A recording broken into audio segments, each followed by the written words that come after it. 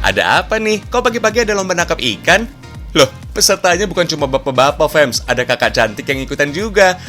Walah, ternyata ini tradisi tangkap ikan masyarakat Kendal, Fems. Namanya gebyuk ikan. Tradisi gebyuk ikan diawali dengan panggilan kepada masyarakat untuk ikut gebyuk ikan. Sebelum turun ke sungai, kita lihat dulu persiapan mereka ya, Fems. Masyarakat menyebut alat gebyuk dari bambu ini sebagai susuk. Konon, hanya orang-orang tertentu saja yang memiliki kemampuan khusus untuk membuatnya. Susuk terbuat dari jenis bambu kurung. Jumlah bambu yang dipakai juga harus ganjil. Dinamakan bambu kurung karena bambu dibentuk menyerupai kurungan ayam dengan lubang di atasnya. Dalam pembuatannya, pemilik susuk juga harus menyertakan perhiasan istri untuk dimasukkan ke dalam susuk. Katanya supaya nggak kena sengat ikannya, Fems. Biasanya sih orang yang membuat susuk mengambil perhiasan istrinya secara diam-diam. Kemudian diberikan kepada pembuat susuk untuk dimasukkan ke dalam salah satu lubang. Kalau sudah selesai, susuk ditaruh di atas jadah pasar seperti ini. Tapi harus anak-anak yang mengambil dan menikmati jadah pasar ini. Katanya sih supaya susuknya jadi awet. Kalau sudah seperti ini sih, susuk siap turun ke sungai. Fems, kata gebyuk sendiri diambil dari suara yang keluar dari susuk ketika menangkap ikan di sungai. Biasanya warga turun ke sungai ketika air sudah mulai surut. Tapi kalau dulu, gebyuk dapat dilakukan kapan saja. Hanya saja untuk menjaga populasi ikan di sungai, akhirnya gebyuk ikan hanya dilakukan 3 kali dalam seminggu. Umumnya, gebyuk ikan hanya dilakukan oleh kaum pria usai turun dari sawah. Tapi kalau wanita mau ikutan juga nggak masalah kok. Cuma kegiatan ini cukup beresiko, soalnya kita harus menyusuri sungai sampai ke muara, yang kedalamannya nggak bisa ditebak. Ternyata nggak mudah loh, Fems, mencari ikan dengan cara gebyuk ikan, karena cuma mengandalkan kaki untuk mengetahui keberadaan ikan. Ada beberapa faktor yang dapat mempengaruhi hasil tangkapan ikan dalam tradisi gebyuk ini. Salah satunya, cuaca. Kalau gebyuk ikan dilakukan siang hari, air sungai yang relatif hangat membuat ikan jadi bersembunyi di tempat yang teduh. Bahkan beberapa ikan bisa masuk ke dalam lumpur. Selain itu, formasi yang dibentuk oleh warga di sungai juga mempengaruhi hasil tangkapan loh. So, ikan bisa terjebak ke dalam susuk warga. Seru kan? Ikan yang ada di sungai ini kebanyakan jenis ikan dokang. Ikan dokang adalah sejenis ikan manyung yang tinggal di sungai berlumpur. Dokang memiliki 3 partil yang berbisa, 2 di bagian sirip dan 1 di bagian punggung. Jadi, kita harus hati-hati kalau mau menangkapnya. 1 kali kena patil bisa buat tubuh meriang. Ikan dokang yang mirip ikan lele ini biasanya diolah menjadi sup untuk menghangatkan badan setelah seharian gebyuk ikan. Bahan yang digunakan juga kaya rempah, Fems, seperti kemiri, kunyit, ketumbar, dan asam jawa. Selain penambah rasa, asam jawa juga berfungsi untuk menghilangkan bau amis ikan dokang. Fems, bumbu sup dokang berbeda dengan sup pada umumnya. Airnya sudah mendidih nih, sekarang masukkan ikan dokang deh. Masak hingga lemak ikan keluar, lalu beri irisan tomat dan bumbu halus. Sup dokang nggak lengkap kalau belum dikasih godong singkil. Godong atau daun singkil adalah bumbu penyedap alami yang dapat membuat sup menjadi makin enak. Daun singkil memiliki khasiat antara lain sebagai obat asma, mengobati masuk angin, serta memperbanyak air susu ibu. Daun ini hanya tumbuh di sekitar pesisir pantai, Fems. Daun yang sudah dibersihkan kemudian dimasukkan ke dalam sup yang sudah mendidih, lalu diamkan selama 5 menit. Oke, Fems, sup ikan dokang siap dihidangkan. Rasanya segar banget, kaya rempah dan gak bau amis. Selain dapat menghangatkan badan, sup dokang juga bagus untuk menambah stamina.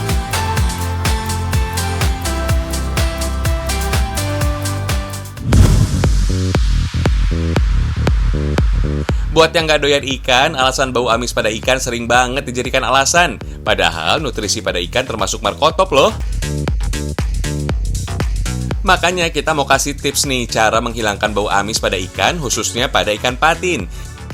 Caranya simple kok, cukup bersihkan ikan lalu potong beberapa bagian. Sebelum difilet, rendam dulu pakai es batu. Setelah itu baru ambil dagingnya aja, Fems.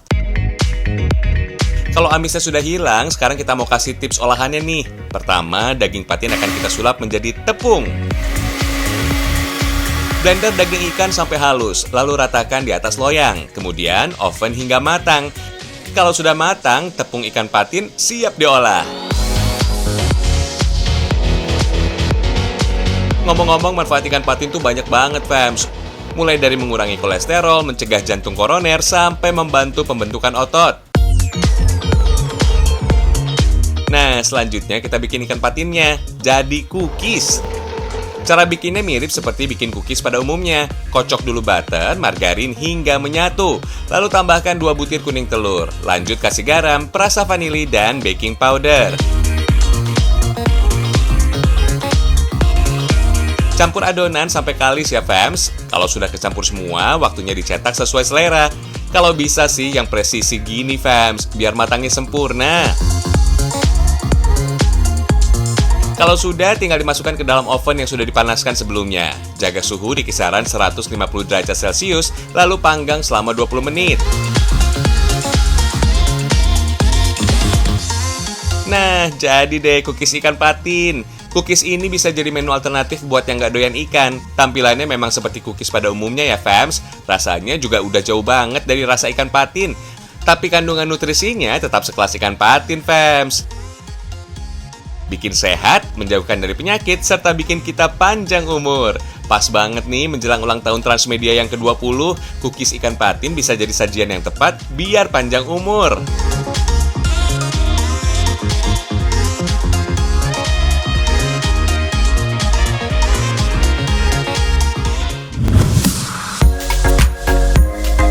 Kalau yang ini fams, namanya ikan patin bakar bambu. Dari aromanya sudah manggil-manggil pengen dicoba. Makanan yang dimasak dalam bambu memang juara banget deh rasanya. Lembutnya daging ikan patin memang bikin nikmat lahir dan batin. Harum aroma bakaran bambu dan daun pisang bikin nafsu makan jadi terangsang. Enak banget fams.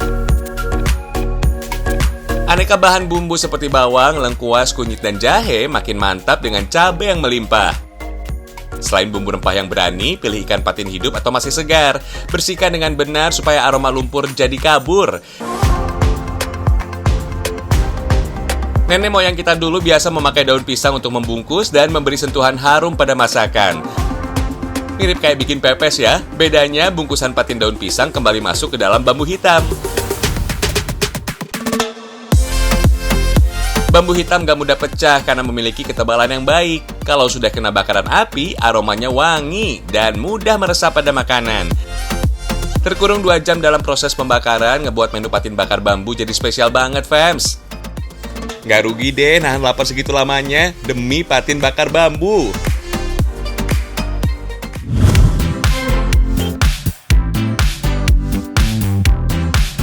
Masih bahas ikan patin, tapi kali ini kita bergeser ke kota Palembang fams. Karena selain pempek, masakan pindang juga diminati wisatawan ketika datang ke kota Palembang. Makanya ada istilah, belum ke Palembang tanpa mencicipi pempek dan pindang.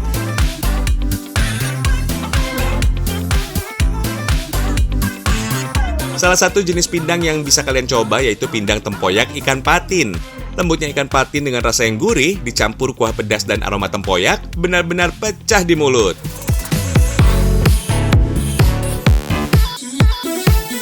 Bahannya terdiri dari ikan patin, tempoyak, buah nanas, daun bawang, cabai merah, serai, bawang putih, tomat, dan daun kemangi.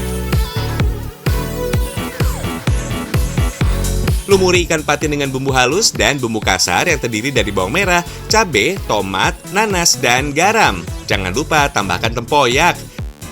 Siram dengan jus buah nanas untuk menciptakan sensasi segar pada pindangnya. Tempoyak adalah olahan durian yang difermentasi. Penggunaan tempoyak sebagai campuran lauk sudah menjadi tradisi turun-temurun di Palembang dan Sumatera bagian selatan pada umumnya. Tambahkan potongan tomat dan serai, kemudian siram dengan air secukupnya. Tunggu sampai kuah mendidih, lalu angkat dan sajikan.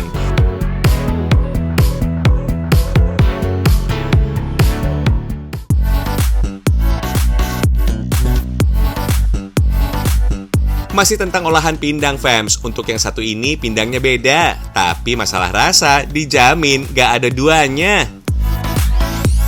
Ini dia fams, pindang tulang iga. Buat kalian yang pengen nyobain, silakan datang ke perumahan Villa Gotong Royong, Kelurahan Sukamaju, Kecamatan Sako, Kota Palembang. Masih menggunakan campuran tempoyak, pindang tulang iga memiliki rasa kuah luar biasa. Jenis tulang iga yang digunakan juga memiliki daging yang tebal. Oh ya fams, kuah pindang tulang iga cocok buat kalian pecinta pedas. Tuh kan, bawaannya pengen seruput ya. Kita ikutin cara ngolahnya ya fams. Pertama, geprek lengkuas, kemudian tumbuk kasar bumbu. Mulai dari bawang merah, cabai, dan sedikit garam. Panaskan minyak secukupnya, lalu tumis bumbu kasar sampai harum. Tambahkan bumbu halus untuk menambahkan warna merah pada kuah. Lalu campurkan serai, buah nanas, dan potongan tomat. Sementara itu, siapkan air dan rebus. Masukkan iga dan diamkan sampai matang. Bumbu yang sudah harum selanjutnya ditambah dengan daun bawang. Lalu campurkan tumisan bumbu pertama ke dalam kuah. Masak kurang lebih selama 1 jam, fams. Tinggal angkat dan sajikan. Bagi sebagian orang, penggunaan tempoyak memang tidak biasa karena aroma tempoyak yang cukup menyengat. Padahal mengkonsumsi tempoyak cukup baik untuk kesehatan loh. Tempoyak mampu menjaga sistem pencernaan, selain memperlancar BAB dan menjaga daya tahan tubuh. Tapi dengan catatan, jangan berlebihan ya. Khusus pindang tulang iga memiliki warna kuah merah menyala. Masyarakat Palembang mengenalnya dengan sebutan pindang pegagan. Selain menjadi lauk sehari-hari, pindang khas Palembang dipercaya memiliki khasiat yang baik untuk orang yang sedang proses penyembuhan. Rasa kuah pindang yang pedas dipercaya mengembalikan energi fit kembali setelah sakit.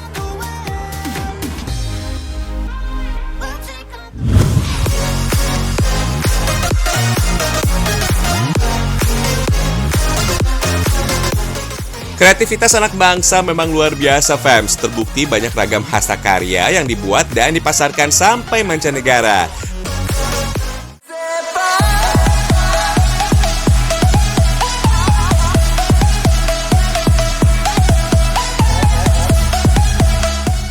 Mulai dari miniatur kapal, mobil, ikon kota, bahkan aksesoris kendaraan.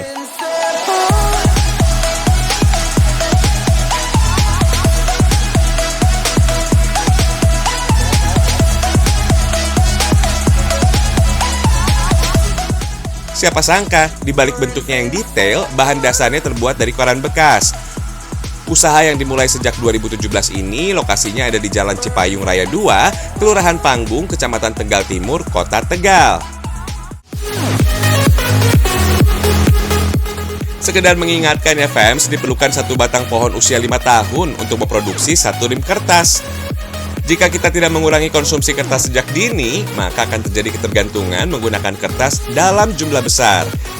Tentunya akan berdampak buruk juga untuk planet bumi yang kita huni.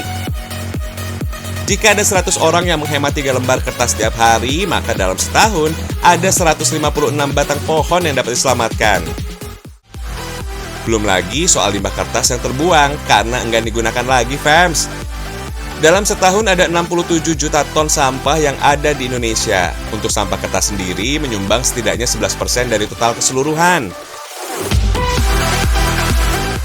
Hal inilah yang menjadi alasan para seniman dalam mengolah limbah kertas menjadi produk nilai guna. Apalagi koran hanya dibaca sehari saja, kemudian dibuang ya fams. Ujung-ujungnya cuma jadi alas duduk atau pembungkus. Semakin besar produk yang dibuat di tempat pengolahan ini, semakin besar juga jumlah lintingan koran yang dibutuhkan. Lintingan yang sudah siap, lanjut dengan pembuatan pola dasar. Satukan lintingan koran menggunakan lem hingga tersusun rapi. Setelah itu, rekatkan tiap lintingan koran dengan lem. Pola yang sudah terbentuk tinggal dibuat menjadi jenis kerajinan yang diinginkan. Di balik bahan dasar yang sederhana, siapa sangka produk dari koran bekas ini sudah merambah mancanegara, fams, seperti Belgia, Belanda, dan Amerika Serikat.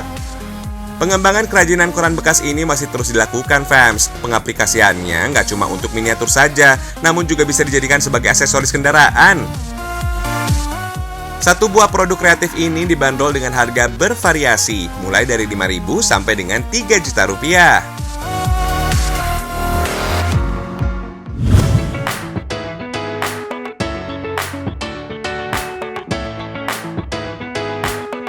Limbah kertas memang bisa dibentuk jadi macam-macam ya fams. Bisa jadi bentuk toko animasi, floral, sampai bangunan. Teknik yang digunakan untuk kerajinan berbahan kertas juga segambreng fams. Mulai dari teknik paper clay, paper craft, sampai paper killing.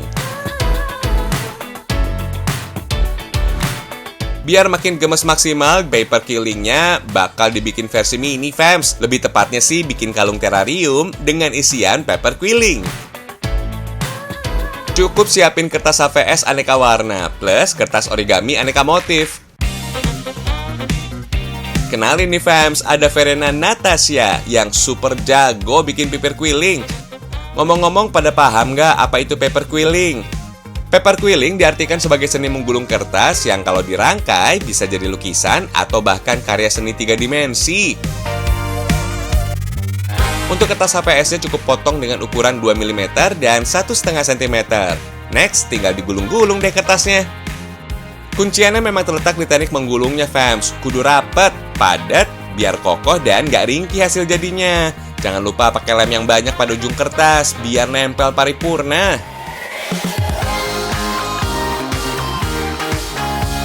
Mohon maaf nih fams, judulnya aja mau bikin versi mini, jadi mau bagian kepala atau badan sekalipun, ukurannya tetap kecil ya. Untuk bentuk 3 dimensi kayak gini, Verena nggak butuh contoh gambar fams, cukup mengandalkan daya imajinasi. Biar makin rame, kasih lagi ornamen-ornamen pendukungnya. Kali ini nggak lagi pakai teknik quilling, tapi pakai origami. Cukup lipat-lipat kertas, bikin bentuk yang kita mau. Ini dia yang bakal tren di tahun 2022. Yang namanya terrarium nggak lagi berisikan tanaman, apalagi cuma pajangan, tapi bisa juga jadi aksesoris.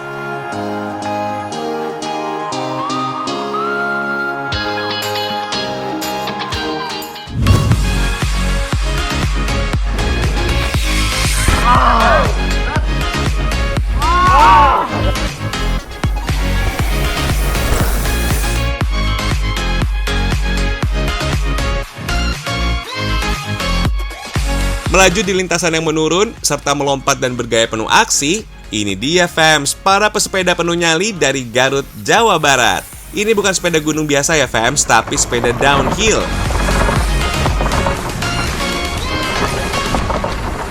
Kalau diartikan secara sederhana, downhill itu menuruni bukit. Kecepatannya bisa di atas 50 km per jam. Skill dan mental para peserta downhill memang kudu selangit fams. Wajar deh fams, dalam dunia goes-menggoes, balap sepeda downhill memang tergolong sebagai olahraga ekstrim. Berpacu melawan waktu di lintasan curam dan menurun. Siapa yang tercepat, tentu jadi pemenangnya.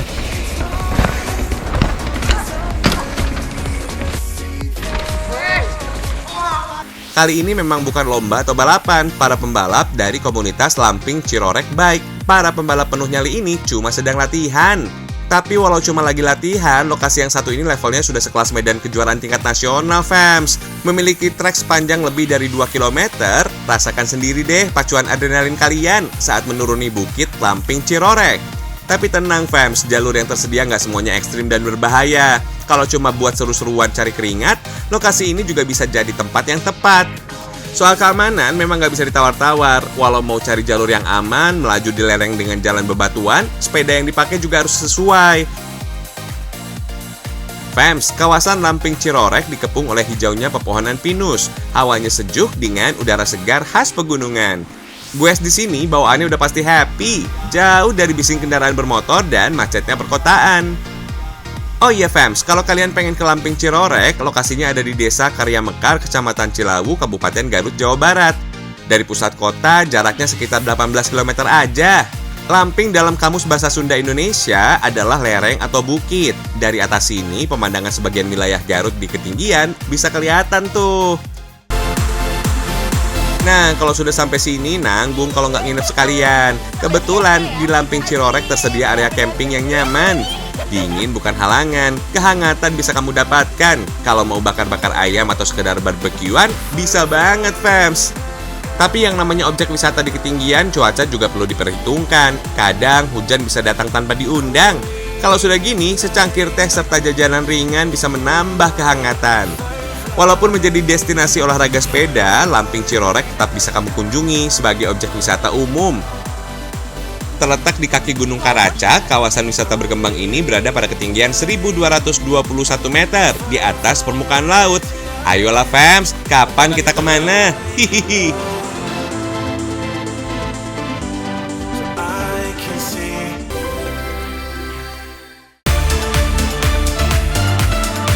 30 menit sudah Ragam Indonesia menemani pagi kalian. Menjelang 2 dekade usia Transmedia, kami akan selalu memberikan tayangan istimewa. Seistimewa Indonesia yang tercinta.